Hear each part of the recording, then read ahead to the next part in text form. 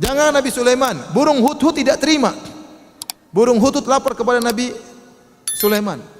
Inni wajadtu imra'atan tamlikuhum wa utiyat min kulli syai' wa laha 'arsyun 'azim. Wajadtuha wa qaumaha yasjudun lis-syamsi min dunillah. Burung hudhud, burung tidak terima ada syirik. Lapor kepada Nabi Sulaiman. Wahai Sulaiman, saya melihat seorang ratu menguasai rakyatnya, mereka semua sujud kepada matahari. Burung hudhud tidak terima, lapor kepada Nabi Sulaiman. Ini orang liberal semuanya masuk surga. Lebih bahlul daripada burung hudhud. Baik. Jadi mereka dikafirkan bukan karena akhlak yang buruk, tapi karena apa? Akidah yang menyimpang. Karena akidah yang menyimpang. Jadi pernyataan orang liberal bahwasanya kalau orang berakhlak mulia pasti masuk surga, agama hanyalah sarana, ini batil, tidak benar. Yang benar agama diturunkan untuk menyuruh manusia makhluk menyembah kepada Khalik. Itu tujuan agama. Dan itu keyakinan semua agama seperti itu. Orang Nasrani suruh kita menyembah Nabi Isa supaya kita selamat, itu tidak. Orang Buddha menyuruh kita menyembah Buddha. Masalah akhlak masalah nomor 2, bukan nomor 1. Nomor 1 masalah peribadatan. Ini semua agama ngomong seperti itu. Kemudian orang-orang liberal bikin bid'ah baru, katanya yang paling utama adalah apa? Akhlak. Ini dari mana seperti ini? Semua agama sepakat yang paling pertama adalah masalah peribadatan, masalah akidah. Jadi mereka bikin hal-hal baru yang tidak dikenal oleh agama-agama sebelumnya. Tapi sekarang saya tanya sama antum. Menurut kaidah orang liberal, berarti kalau ada orang PKI yang mengingkari adanya Tuhan baik, masuk surga atau tidak? Saya ulangi, saya tanya sama antum. Menurut orang liberal, kaidahnya orang liberal, kalau ada PKI yang baik masuk surga atau tidak? Masuk surga atau tidak? Masuk surga. Ada orang ateis yang baik masuk surga atau tidak? Masuk surga.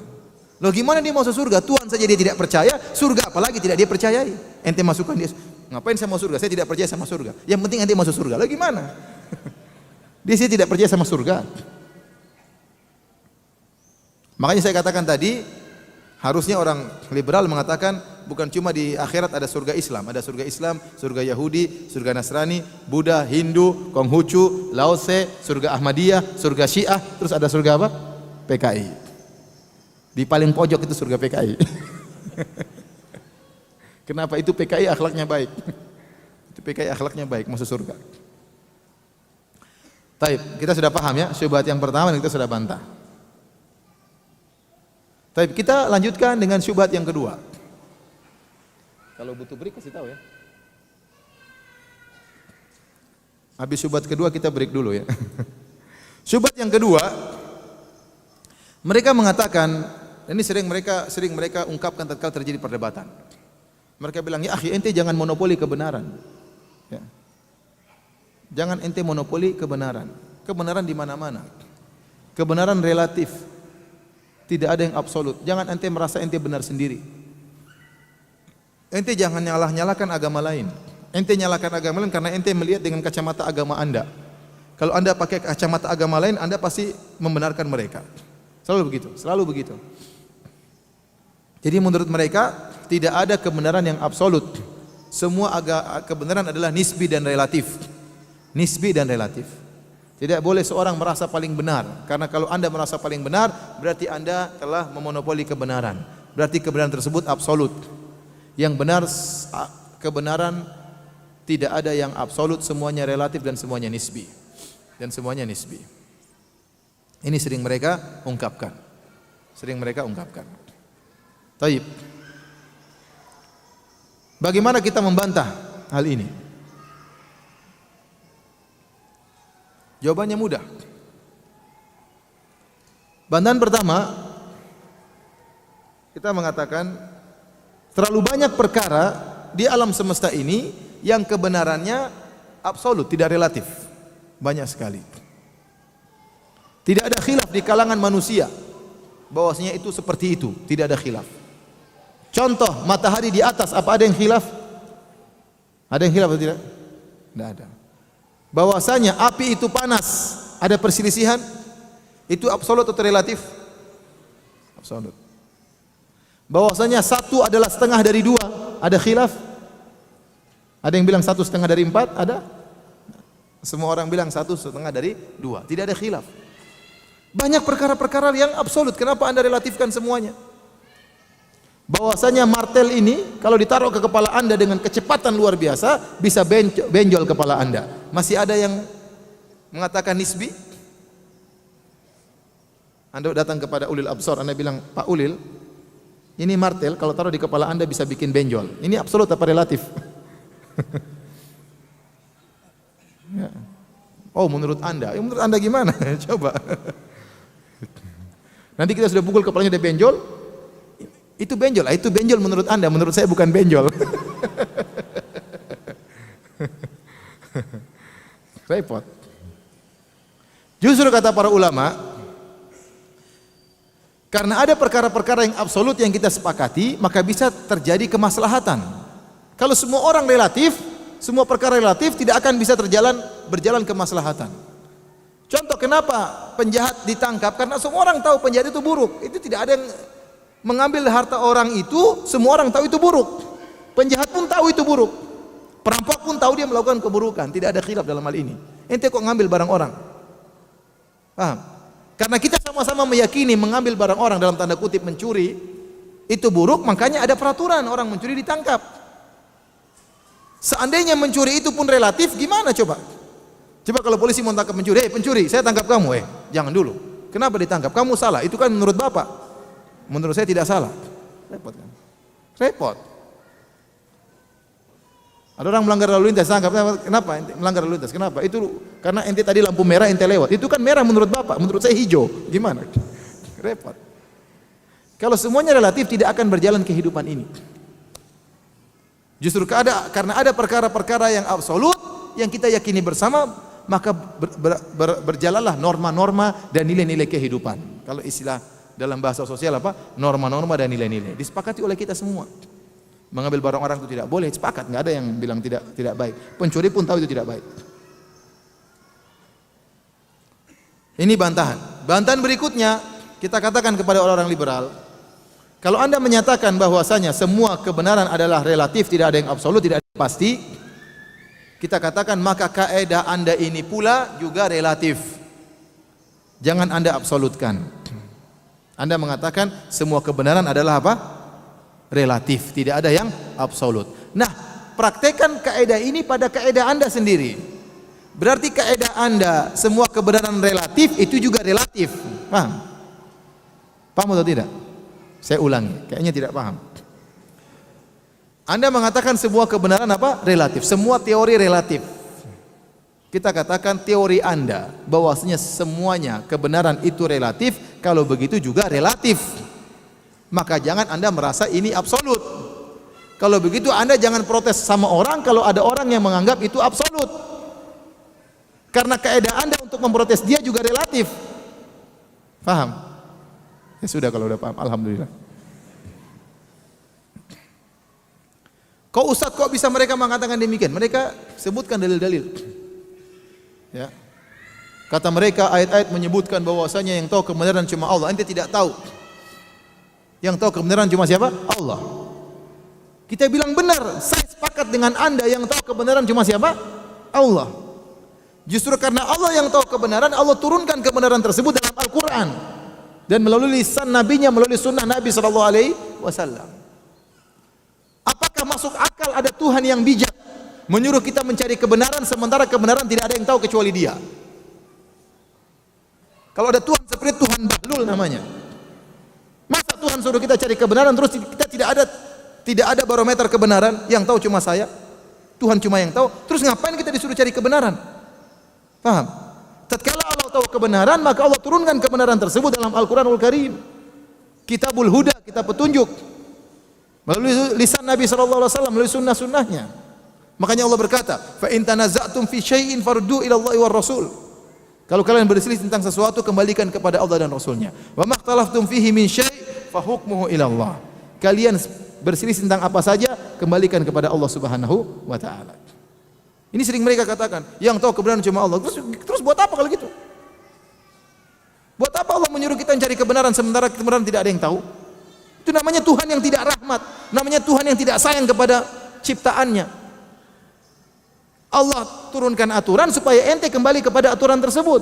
Allah tunjukkan kebenaran supaya ente kembali kepada kebenaran tersebut. Memang yang paling tahu kebenaran Allah, tapi Allah paparkan dalam Al-Quran. Allah paparkan melalui sunnah-sunnah Nabi Sallallahu Alaihi Wasallam.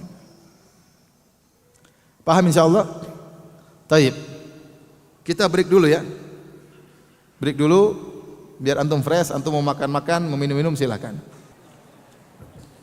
Bismillahirrahmanirrahim. Assalamualaikum warahmatullahi wabarakatuh. Alhamdulillahi ala ihsanih wa syukru lahu ala taufiqihi wa amtinanih wa asyhadu an la ilaha illallah wahdahu la syarika lahu ta'ziman li sya'nih wa asyhadu anna Muhammadan abduhu wa rasuluhu da'ila ridwanih. Allahumma salli alaihi wa ala alihi wa ashabi wa ikhwani. Hadirin dan hadirat yang dirahmati oleh Allah Subhanahu wa taala, kita lanjutkan pengajian kita. Kita masih menyebutkan syubhat-syubhat yang dilontarkan oleh para dai pluralisme untuk melegalkan keyakinan mereka tentang semua agama benar, bahwasanya semua penghuni agama akan masuk surga. Di antaranya, dan ini adalah mungkin syubhat yang terakhir yang bisa saya sampaikan pada kesempatan kali ini saya rasa adalah syubhat yang paling berbahaya. Syubhat yang paling berbahaya dan syubhat yang paling terstruktur. Dan akhirnya turunannya dari syubhat ini sangat banyak. Saya katakan inilah syubhat yang paling berbahaya dan paling terstruktur, dan turunan dari syubhat ini sangatlah banyak. Syubhat tersebut dilontarkan oleh mereka, ya, bahwasanya Allah Subhanahu wa taala tidak punya bahasa. Ini diucapkan oleh Qamaruddin Hidayat, diucapkan oleh ulil absar, dan bahwasanya ya Allah tidak punya bahasa, sehingga bahasa Arab yang tercantum dalam Al-Qur'an itu bukan bahasa Allah Subhanahu wa taala. Yang kelazimannya bahwasanya Al-Qur'an itu bukanlah firman Allah Subhanahu wa taala. Saya ingin menyampaikan syubhatnya dulu supaya antum paham. Al-Quran itu bukan firman Allah karena Allah tidak punya bahasa. Kalau begitu Al-Quran itu apa? Al-Quran itu adalah terjemah Nabi Muhammad SAW terhadap ide-ide pokok Allah Subhanahu wa taala.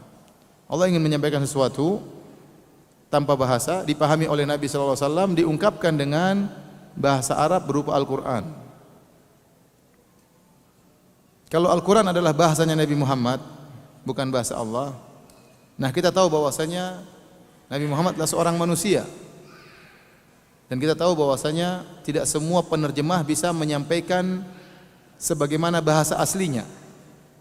Apalagi yang ingin menyampaikan adalah Tuhan, sementara Muhammad penerjemah manusia. Sehingga pasti penerjemahnya tidak sempurna. Karena dia manusia. Yang kedua, apalagi terkontaminasi atau terpengaruh dengan kondisi di mana Muhammad berada sallallahu alaihi wasallam, yaitu 1400 tahun yang lalu. Kondisi lingkungannya, sehingga terjemahannya masih tercampur atau terikat dengan kondisi yang ada. Ya. Ini semua mereka ungkapkan tujuannya untuk apa? Untuk menghilangkan kesucian Al-Qur'an. Kalau seorang sudah meyakini bahwasanya Al-Qur'an itu bukanlah firman Allah, Al-Quran itu hanyalah bahasa manusia, bahasa Muhammad, dan bahasa Muhammad tentunya tidak sempurna, ya, tidak mungkin ilmu Muhammad bisa mewakili ilmu Allah Subhanahu wa taala, ya, tidak mungkin seorang penerjemah bisa menyampaikan sebagaimana asli yang aslinya, ya, kemudian penerjemahannya pun terbatas karena terpengaruh dengan lingkungan dan ruang yang di mana berada Muhammad tersebut. Oleh karenanya tidak perlu kita mensucikan Al-Quran. Ini mereka tidak ungkapkan demikian. Perkataan tidak perlu mensucikan Al-Quran mereka tidak ungkapkan, tetapi kenyataannya seperti itu. Dari situ akhirnya mereka mengatakan jangan kita menafsirkan Al-Quran secara tekstual. Karena kalau tekstual berarti terikat dengan bahasa manusia, terikat juga dengan lingkungan 1400 tahun yang lalu. Sekarang zaman sudah berubah. Jangan bilang lagi manhaj salaf, manhaj salaf. Mereka tertawa kalau ada orang bilang manhaj salaf. Masa ente mau bawa 1400 tahun yang lalu dibawa ke tahun 2017? Ya. Apa itu manhaj salaf? Jadi bahan tertawaan aja. Oleh karenanya mereka mengatakan, ya, maka tidak boleh Al-Quran ditafsirkan secara tekstual terus. Harus ada namanya tafsir kontekstual yang sesuai dengan zaman dan kondisi. Itulah yang namanya Al-Quran bisa sesuai dengan kondisi dan zaman. Kapan bisa dikatakan Al-Quran syariat Islam selalu cocok dalam setiap zaman dan tempat? Maksudnya apa? Caranya ditafsirkan dengan cara tafsiran kontekstual. Jangan terpaku pada teks. Sehingga mereka membuat suatu metode penafsiran yang dinamakan dengan hermeneutika. Dengan hermeneutika. Ini pola pemikiran persis diungkapkan oleh Dr. Komarudin Hidayat dalam bukunya Hermeneutika. Seperti ini, dan ini mengerikan. Akhirnya turunannya timbul apa? Kata ulil absar, tidak perlu kita menerapkan syariat Islam. Tidak perlu kita menerapkan syariat Islam sebagaimana plek yang diterapkan oleh Nabi Muhammad. Kenapa? Karena Nabi Muhammad waktu itu menerjemahkan sesuai di zamannya. Maka ada namanya hukum potong tangan bagi yang mencuri, maka ada namanya hukum mencambuk bagi orang yang berzina atau dirajam bagi orang yang berzina. Itu tidak boleh kita terapkan sekarang. Karena itu diterapkan sesuai dengan zaman Muhammad tatkala itu. Di antara yang mengatakan karena di zaman tersebut tidak ada namanya alternatif, tidak ada penjara, tidak ada misalnya dengan didenda duit atau macam-macamnya. Adapun sekarang zaman sudah berubah. Maka kita harus berijtihad, kata ulil absar, kita harus berijtihad membuat hukum baru. Membuat hukum baru yang sesuai dengan zaman kita. Karena kalau Anda terikat dengan tekstual konteks Nabi, adapun kontekstual Al-Quran saja enggak boleh, apalagi tekstual apa? Kita terikat dengan tekstual Al-Quran saja tidak boleh, apalagi tekstual hadis Nabi. Akhirnya mereka berfatwa juga misalnya kaum Nabi Lut disiksa bukan karena homoseksualnya, sebagaimana perkataan Musda Mulia, bukan karena homoseksualnya, tapi karena cara berhomoseksualnya. Akhirnya ulil absar berkata bahwasanya ayat-ayat dalam Al-Quran, ya, bercerita tentang para nabi, kisah-kisah para nabi itu tidak mesti benar. Tidak mesti benar. Itu hanya cerita-cerita dibuat oleh Allah supaya orang bertakwa, supaya orang takut. Maka dia punya tulisan judulnya Al-Quran dan Spider-Man. Ini semua kembali kepada satu syubhat yang sangat berbahaya. Taib, kita akan bahas syubhat tersebut. Antum sudah ngerti syubhatnya? Ngerti enggak? Ngerti? Sudah kena syubhat belum? Maka saya bilang, orang liberal itu pemikiran terstruktur. Antum jangan kira mereka orang gila muncul dari jalan, tidak. Mereka gila yang terstruktur. Taib. Bagaimana enggak gila? Bilang Allah saja membolehkan kita menyembah Tuhan yang lain, apalagi hanya sekedar bermaksiat. Ini gila atau tidak? Orang gila aja enggak ngomong kayak gitu. Makanya saya katakan dia gilanya terstruktur. Mengerikan. Hadirin hadirat yang dirahmati Allah Subhanahu wa taala, kita akan jelaskan tentang syubhat ini. Syubhat ini sebenarnya adalah syubhat yang lama yang telah disuruhkan oleh ahlul bidah seperti kaum Asy'ariyah, kaum Mu'tazilah dan Jahmiyah. Mereka ini ahlul bidah, Jahmiyah, Mu'tazilah, Asy'ariyah berkeyakinan bahwasanya Allah tidak punya sifat berbicara sebagaimana yang kita yakini. Kata mereka Allah berbicara dengan kalamun nafsi. Ini orang-orang Asy'ariyah mengatakan demikian. Allah berbicara dengan kalamun nafsi. Kalamun nafsi itu adalah suatu perkataan Allah yang jamid, yang tidak pernah berubah dari zaman dahulu, zaman azali sampai sekarang. Itu aja. Kalau diterjemahkan dalam bahasa Arab jadi Al-Quran, diterjemahkan dalam bahasa Ibrani menjadi Taurat atau Injil, diterjemahkan dalam bahasa Daud menjadi Zabur. Tapi itu saja. Karena mereka meyakini Allah itu jamid, tidak statis, tidak boleh ada perubahan. Kalau ada perubahan berarti ada makhluk yang terjadi pada Allah, tidak boleh. Syubhat pemikiran. Kalau kita ahlu sunnah, kita meyakini Allah maha berbicara. Berbicara dengan siapa saja, dengan bahasa apa saja, terserah Allah, dengan topik apapun. Wa idz qala rabbuka, tatkala Allah berbicara. Tadinya Allah belum bilang ngomong gitu, sekarang baru bicara. Dengan malaikat kah? Dengan Nabi Muhammad kah? Terserah Allah. Allah maha berbicara. Sehingga tatkala mereka punya syubhat, mereka mengatakan Allah tidak boleh berbicara dengan bahasa, tidak boleh berbicara dengan huruf, tidak boleh berbicara dengan suara. Karena kalau Allah berbicara dengan suara dan huruf, berarti Allah seperti manusia. Ini syubhatnya orang-orang Asy'ariyah. Makanya saya bilang ini di antara kesesatan Asy'ariyah yang sangat berbahaya dalam hal ini. Yaitu meyakini bahwasanya Allah Subhanahu wa taala berbicara tanpa suara dan tanpa huruf. Oleh karenanya para ulama bantah masalah ini, bantah mereka habis-habisan. Karena ini konsekuensinya berat. Konsekuensinya Al-Qur'an ini bukan firman Allah, tapi terjemah Muhammad sallallahu alaihi wasallam. Makanya mereka mengatakan kalamun nafsi, bahasa jiwa Allah, kalau diterjemahkan dengan bahasa Arab jadi Al-Qur'an. Kalau diterjemahkan dengan bahasa, karena kalam Allah itu statis, tidak pernah berubah. Diterjemahkan dalam bahasa Arab jadi Al-Qur'an, terjemahkan dalam bahasa Ibrani jadi Taurat atau Injil jadi Zabur. Kita bilang ini sangat ngawur, karena isi Al-Qur'an tidak sama dengan isi Injil dan Taurat. Kalau hanya terjemahan kan harusnya isinya sama semua. Paham atau tidak? Apa isi Injil sama dengan isi Al-Qur'an? Sama atau tidak? Tidak. Allah berbicara dengan bahasa yang Allah sukai. Apa masalahnya? Kenapa ente harus punya aturan Allah yang enggak boleh bicara? Kalau ada dua Tuhan, satu Tuhan bisa berbicara, satu Tuhan bisa berbicara, mana yang lebih afdal? Yang bisa berbicara dengan apa yang dia sukai, dengan bahasa yang dia sukai. Apa susahnya bagi Allah Subhanahu wa taala? Oleh karenanya akidah Ahlussunnah menyatakan Allah memiliki sifat berbicara dan Allah berbicara dengan bahasa yang dia sukai, dengan topik yang dia kehendaki, dengan siapa yang dia kehendaki. Dan suara Allah tidak sama dengan suara manusia. Dan ini akidah Ahlussunnah secara umum tentang asma wa sifat. Saya sering sampaikan hal ini. Allah Maha mendengar, kita juga mendengar, tapi pendengaran Allah tidak sama dengan kita. Allah Maha melihat, kita juga melihat, tapi tidak sama penglihatan Allah dengan penglihatan kita. Ya. Allah punya kekuatan, kita punya kekuatan. Tidak sama antara kekuatan Allah dengan kekuatan apa? Kita. Jangankan Allah dengan kita, makhluk dengan makhluk saja berbeda. Antara nyamuk dengan gajah sama-samanya punya kekuatan. Nyamuk punya kekuatan, gajah punya kekuatan. Mana yang lebih kuat? Nyamuk, karena nyamuk bisa terbang, gajah tidak bisa. Baik. Selanjutnya, ya. Allah bisa berbicara, kita juga bisa berbicara, tapi bicara kita beda dengan bicara Allah. Makanya Al-Qur'an itu jadi mukjizat. Sama-sama bahasanya Arab, tapi beda antara Al-Qur'an dengan bahasa manusia. Makanya Al-Qur'an menjadi mukjizat. Allah tantang seluruh manusia untuk mendatangkan semisal Al-Qur'an dan mereka tidak bakalan mampu. Qul la in jitama'atil insu wal jinnu ala ayatu mithli hadzal Qur'an la ya'tuna bimithlihi walau kana ba'dhum li ba'dhin dhahira.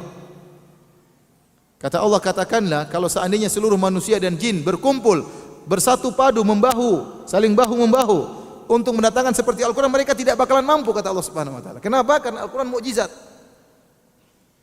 Justru Al-Qur'an mukjizatnya Nabi sallallahu alaihi wasallam diturunkan di suatu zaman di mana orang-orang Arab berbangga-bangga dengan bahasa Arab. Mereka sering lomba syair di antara mereka, tapi mereka meskipun jago syair, jago balaghah, tidak bisa mendatangkan semisal Al-Qur'an, karena Al-Qur'an adalah firman Allah Subhanahu wa taala. Makanya ada aturannya. Ya, firman Allah tidak boleh kita riwayatkan dengan makna. Adapun hadis-hadis Nabi boleh kita riwayatkan dengan makna. Al-Qur'an harus dengan lafalnya, tidak boleh dengan makna. Oleh karenanya orang junub tidak boleh baca Al-Qur'an. Kenapa? Ini firman Allah. Kalau terjemahan Nabi boleh kita baca meskipun junub. Nah, kalau kita bilang Al-Qur'an ini bahasa Muhammad, hilang mukjizat Al-Qur'an. Persis seperti perkataan Walid ibn Mughirah yang mengatakan in hadza illa qaulul bashar. Al-Qur'an ini hanyalah perkataan manusia. Apa hukumannya? Kata Allah, sanuslihi saqar, kami akan masukkan dia dalam neraka jahanam, gara-gara mengatakan Al-Qur'an itu perkataan siapa? Manusia. Apa bedanya perkataan kita dengan perkataan orang musyrikin yang mengatakan Al-Qur'an adalah bahasa manusia? Oleh karenanya Nabi Muhammad SAW didatangi oleh malaikat Jibril untuk meroja Al-Qur'an, karena Nabi tidak tahu Al-Qur'an. Makanya waktu turun Al-Qur'an kita sudah jelaskan dalam Sahih Bukhari, la tuharrik bihi lisanaka lita'jala bih. Nabi berusaha untuk apa? Ngomong supaya hafal, karena itu bukan bahasa dia. Itu bukan pernyataan dia, itu pernyataan Allah supaya Nabi bisa hafal. Nah, kalau kita bilang itu pengungkapan Nabi Muhammad, ngapain Nabi Muhammad susah-susah untuk demikian? Ini perkataan yang batil. Mazhab Asy'ariyah yang batil seperti ini. Meskipun sebagian ulama berpendapat demikian, yang terpengaruh dengan mazhab Asy'ariyah, kita bilang batil siapapun yang mengucapkannya. Makanya dibantah oleh Imam Ahmad, dibantah oleh Imam Al-Bukhari. Al-Imam Al-Bukhari punya buku judulnya Khalqu Af'alil Ibad. Dia menyebutkan tentang masalah suara Allah. Dia menyebutkan tentang hadis tatkala Allah berbicara, ya, bisautin yasma'uhu man ba'ud kama yasma'uhu man qarub. Allah berbicara dengan suara yang didengar oleh orang yang jauh maupun dekat, dengarnya sama saja. Kemudian Imam Al-Bukhari memberi komentar. Kata beliau, ini dalil bahwasanya Allah berbicara dengan suara, tapi suara Allah tidak sama seperti suara makhluk. Paham? Jadi Allah mendengar tidak sama dengan mendengar makhluk. Allah melihat tidak sama dengan melihatnya apa? Makhluk. Allah berbicara tidak sama dengan bicaranya makhluk. Allah bersuara tidak sama dengan suaranya apa? Makhluk. Allah memiliki wajah tidak sama dengan wajahnya makhluk. Sebagian orang mengatakan tidak bisa kalau Allah punya wajah nanti seperti manusia. Yang bilang wajah Allah seperti manusia siapa? Ya akhi, melihat wajah Allah nikmat yang paling luar biasa. Diriwayatkan lebih dari 20 sahabat. Hadis mutawatir. Allah berfirman juga dalam Al-Qur'an. Ya. Lilladzina ahsanul husna wa ziyadah. Bagi orang-orang yang berbuat kebaikan dapat masuk surga. Wa ziyadah dan tambahan, tambahnya dan melihat wajah Allah Subhanahu wa taala. Dalam hadis-hadis Nabi menyampaikan demikian. Tambahan bagi penghuni surga melihat wajah Allah. Nabi berdoa, as'aluka ladzatan nazar ila wajhikal karim. Ya Allah, aku mohon kepada Engkau kelezatan melihat wajahmu yang mulia. Kata Allah, wujuhu yauma idzin nadhira ila rabbiha nadhira. Pada hari tersebut para penghuni surga wajah mereka berseri-seri. Kenapa? Mereka melihat kepada Rabb mereka, melihat wajah Allah Subhanahu wa taala. Kemudian ada orang bilang Allah tidak punya wajah. Maksud wajah adalah zat. Kita bantah. Kita bilang Allah punya wajah, tapi wajahnya tidak seperti wajah ente. Kalau wajah ente saya mau lihat aja mau muntah, kamu samakan dengan wajah Allah Subhanahu wa taala. Wajah Allah dilihat penuh dengan kelezatan, membuat orang lupa dengan nikmat surga. Kenapa? Saking nikmat melihat wajah Allah Subhanahu wa taala. Nabi bilang demikian, ente tidak percaya. Allah bilang Allah punya wajah, ente tidak percaya. Kenapa tidak percaya? Emang masalah buat lu kalau Allah punya wajah? Apa masalahnya? Kenapa ente pakai otak ente syubhat kemudian ente tolak sifat-sifat Allah Subhanahu wa taala? Ente tolak karena ente bayangkan wajah Allah seperti wajah ente. Itu salah kalau begitu. Kalau ente tidak tahu bagaimana zat Allah, ente tidak bakalan tahu bagaimana wajah Allah Subhanahu wa taala. Ya sudah, ente beriman saja. Bagaimana ente tidak tahu? Kata para salaf, amir ruha kama ja'at bila saif. Bila kaif, amir ruha kama ja'at bila kaif. Terimalah ayat-ayat yang datang tentang sifat-sifat tanpa membagaimanakannya. Tanpa membagaimanakannya. Bantahan kedua kita katakan, benar dalam bahasa Arab wajah itu bisa mewakili zat. Seperti kita mengatakan, saya tidak melihat batang hidungnya. Maksudnya tidak melihat wajah seluruhnya, bukan batang hidungnya datang sendirian tanpa badan, enggak. Tetapi ungkapan ini disebut apa? Majaz apa? Parsial, mewakili seluruhnya. Atau dulu saya belajar bahasa Indonesia lupa. Namanya majaz apa itu? Prototo. Apa? Ya gitulah. Hah? Pars prototo. Susah sekali. Itu masih, seingat saya masih SD belajar itu ya. Pars prototo, subhanallah. Ente membuat saya nostalgia kembali ya. Pelajaran SD ya. Jadi memang benar batang hidung atau wajah bisa mewakili zat. Benar itu dalam bahasa Arab bisa. Tetapi tidaklah kita menggunakan istilah wajah mewakili zat kecuali zat tersebut benar-benar punya wajah. Saya ulangi. Tidaklah kita menjadikan wajah itu adalah perwakilan dari zat kecuali bagi zat yang benar-benar punya wajah. Tangan panjang bisa artinya mencuri kalau dalam bahasa Indonesia. Dalam bahasa Arab tangan panjang itu suka dermawan. Namun tidak bisa kita ungkapkan kecuali pada zat yang benar-benar punya tangan, ya atau tidak? Kita pernah bilang tangan meja, nggak ada karena meja nggak punya tangan. Yang kita bilang kaki meja. Justru tatkala Anda mengatakan wajah ada perwakilan dari zat, kita katakan justru itu menunjukkan Allah punya wajah yang hakiki. Karena tidaklah digunakan pars prototo kecuali pars tersebut atau toto tersebut punya pars tadi. Paham? Karena toto tadi punya pars maka bisa digunakan pars untuk mewakili si toto. Paham? Demikian juga tatkala kita berbicara tentang bahas suara Allah. Ya sudah, Allah berbicara dengan suara. Didengar oleh Nabi. Didengar oleh Nabi Muhammad SAW, didengar oleh Nabi Isa alaihissalam. Terjadi dialog antara para nabi dengan Allah. Kata Nabi Musa alaihissalam, Rabbi arini anzur ilaik. Ya Allah, saya ingin lihat engkau, tunjukkanlah dirimu padaku. Kata Allah, qala lan tarani. Kau tidak bisa lihat. Dialog atau tidak? Dialog. Nabi Ibrahim berkata, Rabbi arini kaifa tuhyil mauta. Ya Rabb, tunjukkanlah kepadaku bagaimana kau menghidupkan yang mati. Kata Allah Subhanahu wa taala, qala awalam tu'min. Apa kau tidak beriman? Nabi Ibrahim jawab lagi, qala bala walakin liyatma'inna qalbi. Saya beriman tapi supaya semakin mantap imanku. Terjadi dialog. Nabi Muhammad SAW datang ke mana? Mi'raj. ke langit yang 7, berbicara dengan Allah. Allah wajibkan untuk salat 5 waktu. Jibril mundur, tidak ikut. Nabi Muhammad sendiri ngobrol dengan Allah Subhanahu wa taala, minta keringanan supaya diturunkan. Ya. Nabi Musa alaihissalam, Allah berkata kepada Nabi Musa, "Wa ana ikhtartuka fastami' lima yuha." Wahai Musa, saya pilih engkau sebagai rasul, fastami' lima yuha. Dengarkanlah kepada wahyu yang akan diberikan kepadamu. Innani anallahu, sungguhnya aku adalah Allah. Nabi Musa dengar atau tidak? Dengar. Yang ngomong siapa? Allah. Apa malaikat Jibril yang ngomong? Saya adalah Allah. Namanya kurang ajar kalau begitu. Yang ngomong Allah langsung. Innani anallah, sungguhnya aku adalah Allah. Nabi Allah berkata, fastami', dengarkanlah kepada wahyu yang akan disampaikan. Berarti firman Allah bisa didengar. Dalam hadis, idza qadallahu amran fis sama' darabatil malaikatu bi ajnihatiha. Kalau Allah berbicara, memutuskan suatu perkara, malaikat mengepakkan sayapnya. Suara didengar oleh malaikat. Suara Allah Subhanahu wa taala. Datang ahlul bidah, orang Asy'ariyah bikin kaidah, Allah berbicara tidak boleh pakai suara. Ini syubhat zaman dulu. Diadopsi oleh orang-orang liberal. Sama, Allah tidak boleh punya suara, Allah tidak punya boleh bahasa. Nah, kalau gitu Al-Qur'an adalah apa? Bahasa Muhammad. Akhirnya berlanjutlah tadi syubhat-syubhat yang saya sebutkan. Paham? Jadi kita sudah bantah sejak awal, kita bilang Al-Qur'an firman siapa? Firman Allah. Bukan bahasa Muhammad.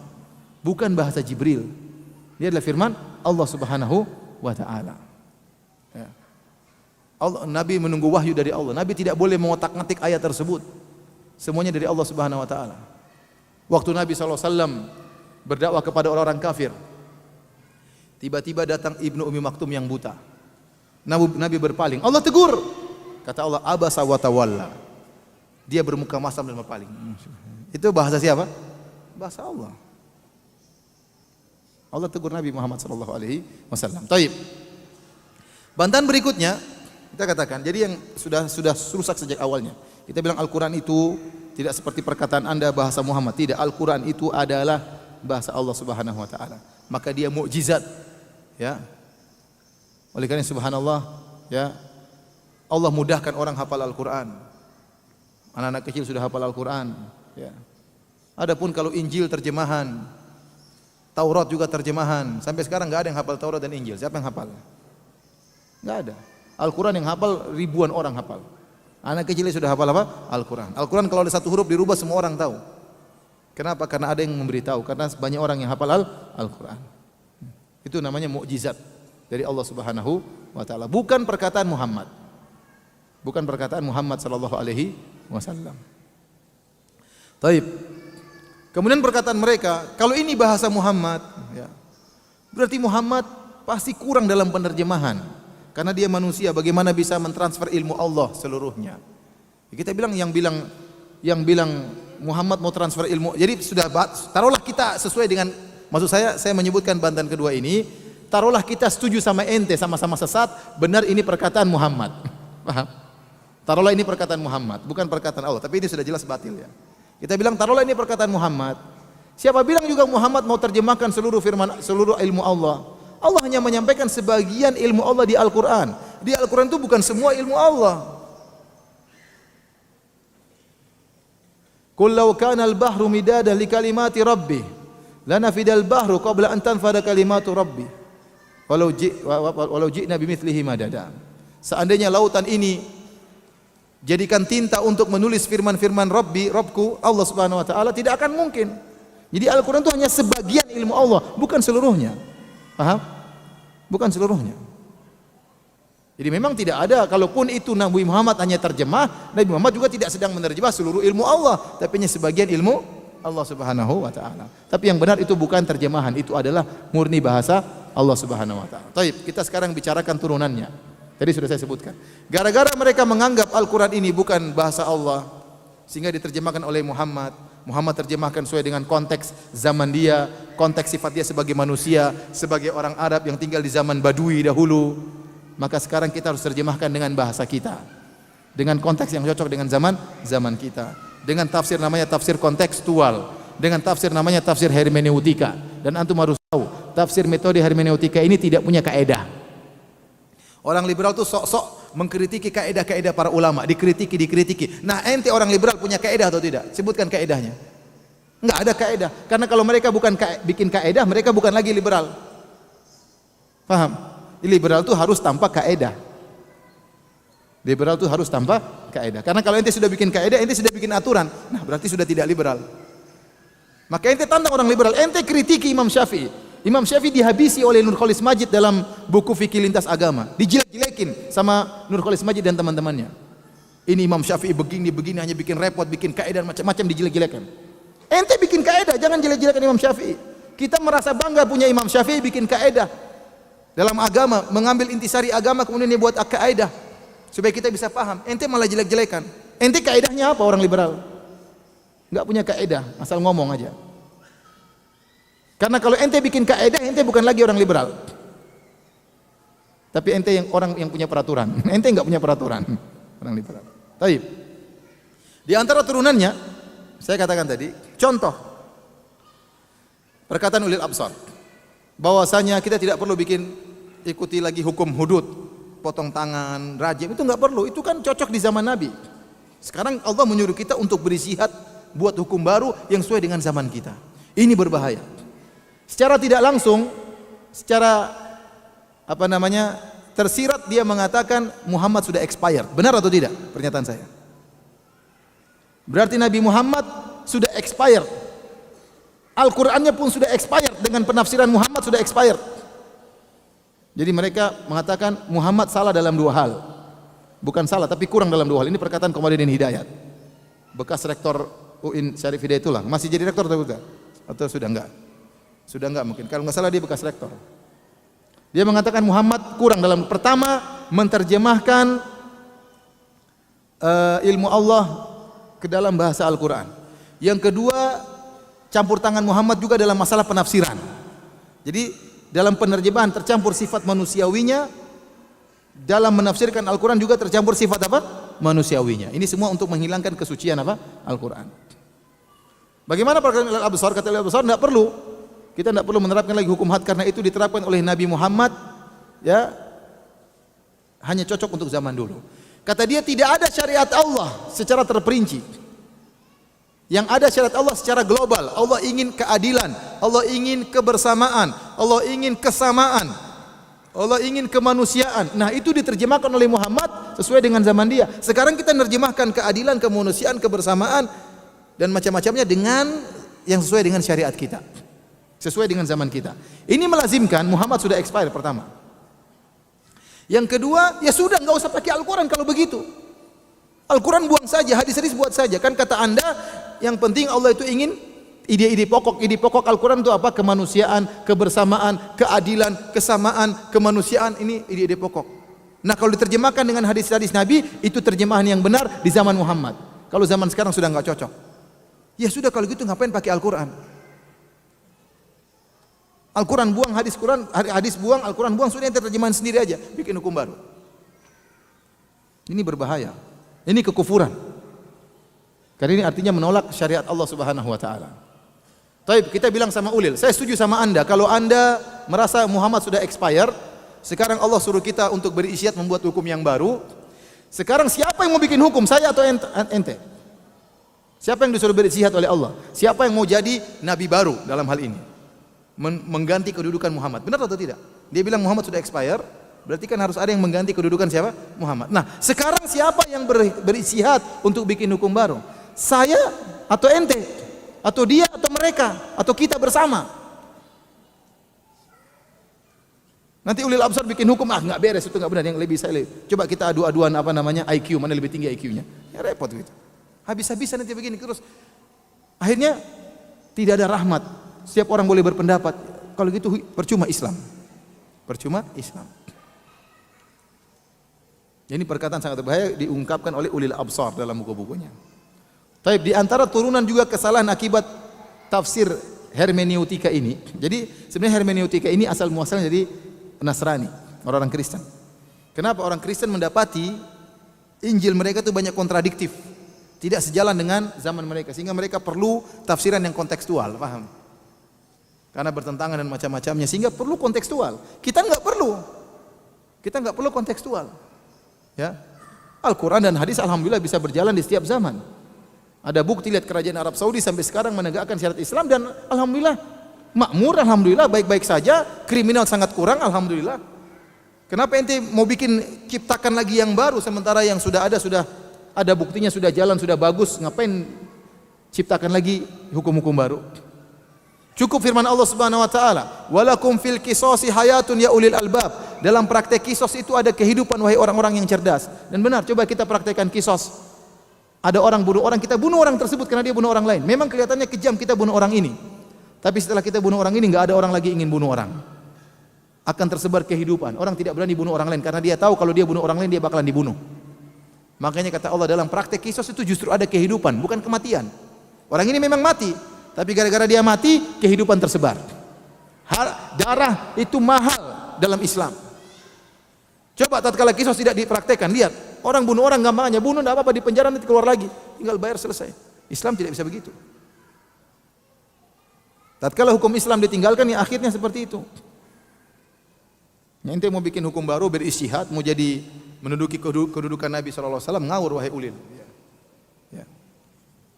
Taib hadirin dan hadirat yang dirahmati Allah Subhanahu wa taala, di antara turunan tafsir hermeneutika seperti ulil berkata dalam tulisannya Al-Quran dan Spiderman. Dia berpendapat bahwasanya cerita-cerita dalam Al-Quran seperti cerita Nabi Nuh, cerita Nabi Saleh, Nabi Hud dan Nabi yang lainnya itu belum tentu benar. Belum tentu benar. Ya. Tetapi Allah membuat cerita-cerita tersebut dalam rangka agar orang agar orang berakhlak mulia. Jadi ibarat seperti seorang ibu ingin mengajarkan kecerdasan kepada anaknya, maka dia cerita tentang kisah kancil dan buaya. Padahal kejadian antara kancil dan buaya tidak pernah ada, faham? Tapi hanya sekedar cerita supaya anaknya ngerti.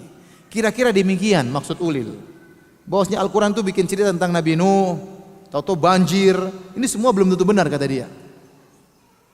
Dan ini kekufuran.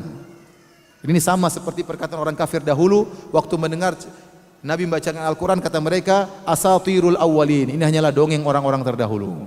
Apa bedanya perkataan ulil sama mereka? Ternyata Nabi Nuh hanyalah apa? Dongeng. Kisah Nabi Nuh hanyalah apa? Dongeng. Sama seperti perkataan orang kafir. Dan pernyataan ini mengakibatkan berarti Allah itu bohong. Kata mereka tidak apa-apa, bohong demi kebaikan. Ini diungkapkan oleh Nur Khalis Majid. Dia menukil pendapat sebagian ahli filsafat yang menyatakan bahwasanya para nabi menyampaikan hal-hal yang tidak benar sesuai dengan kenyataan, tapi mereka berdusta demi kebaikan. Tentang adanya hari kiamat, tentang surga dan neraka, itu sebenarnya tidak ada. Cuma disampaikan supaya orang ketakutan. Kalau nggak dibuat doktrin seperti itu, orang nanti nggak takut, orang tidak berakhlak mulia. Supaya mereka bisa berakhlak mulia, dibuat doktrin yang sebenarnya tidak ada. Jadi namanya para nabi berdusta demi apa?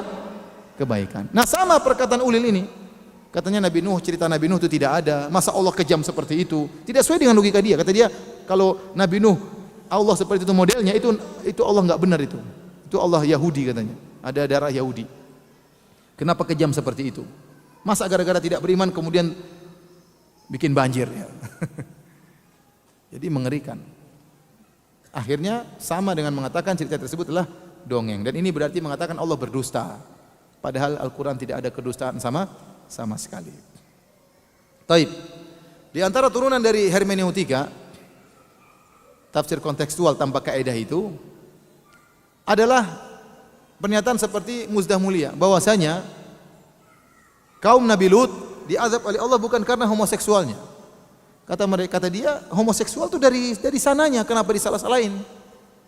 Sampai pernyataan saya baru baca beberapa waktu yang lalu, pernyataan seorang pluralis, dia mengatakan, ngapain Allah ikut campur urusan masalah seks? Ngapain ikut campur Allah?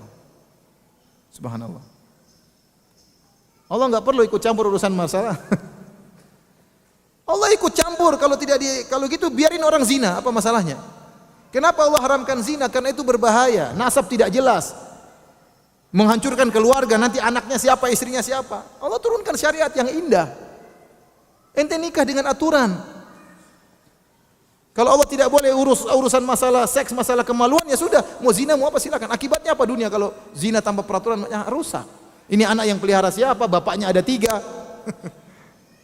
Repot. Ajib, mereka ini aneh-aneh. Ya. Sehingga mereka mengatakan bagaimana homoseksual diharamkan sementara homoseksual dari sananya. Jadi yang diharamkan, kenapa kaum Nabi Lut diazab karena cara berhomoseksualnya? Mungkin sambil berkelahi waktu berhomoseksual, sambil tikam-tikaman kali, enggak tahu. Jadi ini ngawur. Ini namanya kontekstual ngawur. Padahal jelas gara-gara homoseksualnya Allah mengazab mereka. Walutan idh qala liqaumihi atatuna al-fahishata ma sabaqakum biha min ahadin minal alamin innakum latatuna ar-rijala syahwatan min dunin nisa bal antum qaumun musrifun. Kata Allah tatkala Nabi Lut menegur kaumnya, kenapa kalian melakukan perbuatan keji yaitu homoseksual yang tidak pernah dilakukan oleh orang-orang sebelum kalian? Kalian meletakkan syahwat kalian kepada para lelaki dan kalian meninggalkan wanita. Jelas ini. Haramnya bukan karena cara homoseksualnya, tapi karena homoseksualnya Allah haramkan. Innakum latatuna ar-rijala syahwatan min dunin nisa. Kalian mendatangi laki-laki, kalian tidak mendatangi wanita. Itu sebabnya. Ditakwil oleh Musda Mulia, maksudnya kontekstualnya adalah cara homoseksualnya, bukan homoseksualnya. Ini bahaya. Jadi kalau kita sudah bicara tafsir hermeneutika, orang bebas menafsirkan, bebas seenaknya.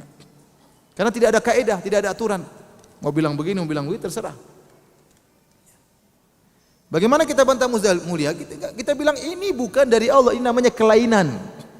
Laki-laki suka laki-laki itu namanya apa? Kelainan. Namanya kelainan harus diperbaiki, bukan dipelihara.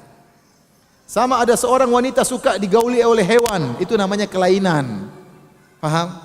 Ada seorang laki-laki suka berhubungan seksual dengan cara yang kasar, dengan mukul-mukul pasangannya, itu namanya kelainan. Ada orang besar suka menggauli anak-anak kecil, itu namanya kelainan, jangan dibiarkan. Ada laki-laki suka laki-laki, namanya kelainan, jangan dibiarin. Kalau begitu caranya setiap kelainan seksual dibiarkan.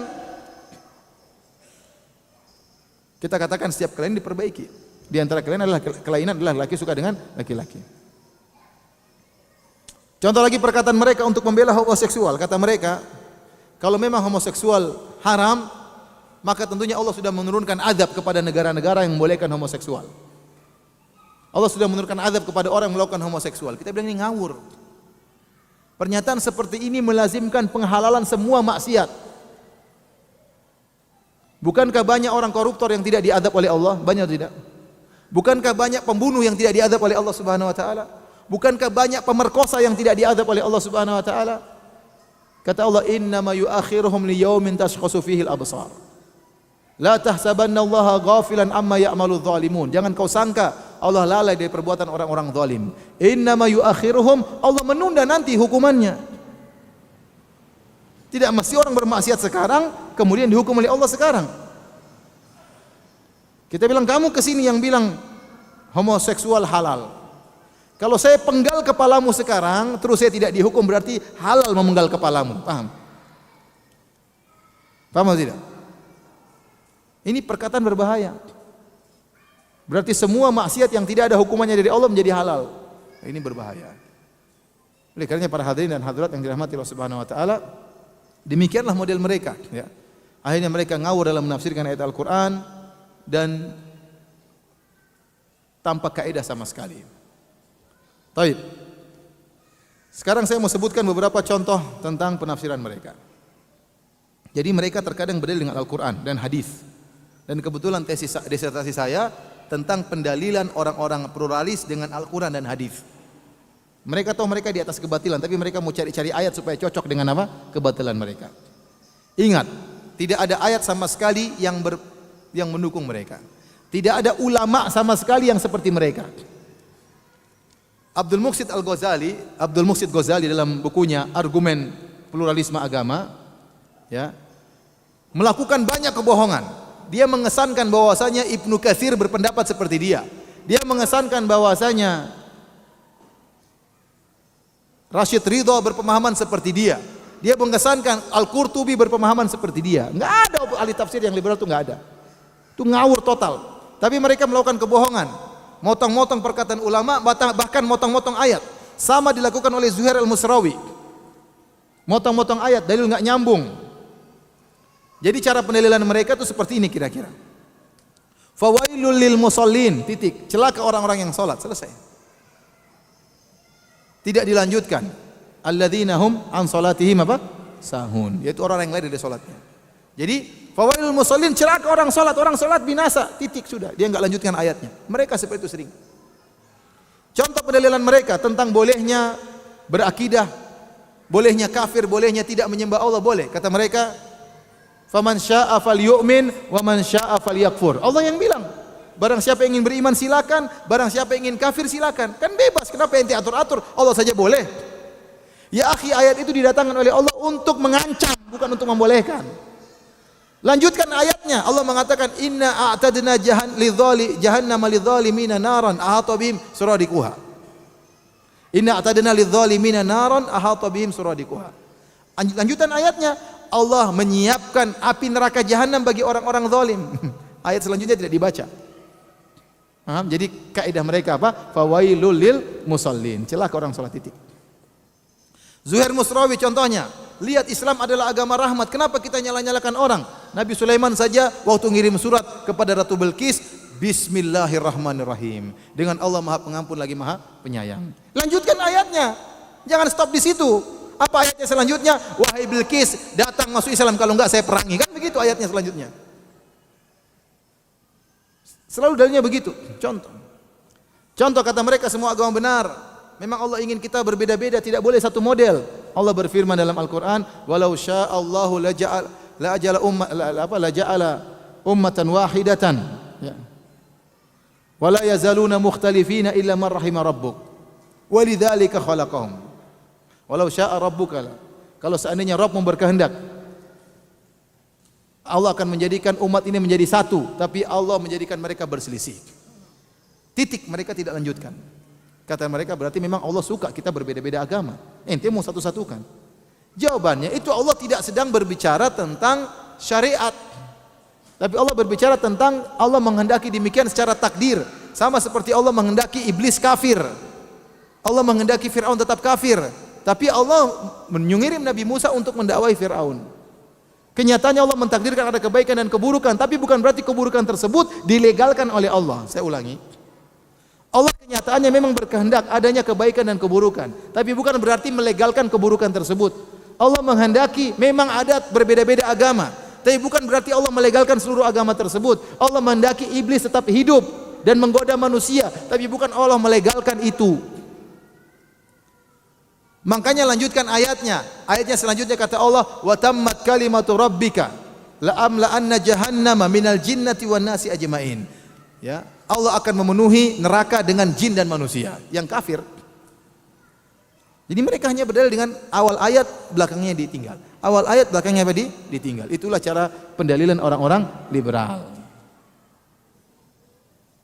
Oleh karena para hadirin dan hadirat yang Allah Subhanahu wa taala, ini sekedar cuplikan yang saya sampaikan ya, karena waktu kita sudah habis, dan insyaallah apa yang saya sampaikan ini sudah gambaran umum ya. Adapun kalau kita menyampaikan syubhat mereka secara detail terlalu banyak ya. Karena hembusan setan tidak habis-habisnya ya. Syubhat terus berjalan ya. Mereka terus menyebarkan syubhat-syubhat mereka. Kasihan orang-orang awam yang tidak punya khalfiyah tentang agama, terjebak. Kalau orang-orang yang pintar saja agama bisa terjebak dengan syubhat mereka yang terstruktur tersebut, apalagi orang-orang awam. Bayangkan orang-orang baru masuk sekolah agama Islam dicekokin dengan yang aneh-aneh. Lihat mereka ospek ada tulisan areal bebas Tuhan, tapi tidak bebas iblis. Areal bebas Tuhan. Kemudian mereka berzikir anjing hu akbar, anjing hu akbar. Apa enggak kurang ajar? Subhanallah. Ya, ini berbahaya seperti ini, tidak main-main. Ini saya katakan lagi, pluralisme itu bukan sekedar haram, tapi apa? Kekufuran. Ya. Demikian para hadirin hadirat yang dirahmati Allah Subhanahu wa taala. Apa yang saya sampaikan pada kesempatan kali ini. Selanjutnya kalau ada yang bertanya saya persilakan.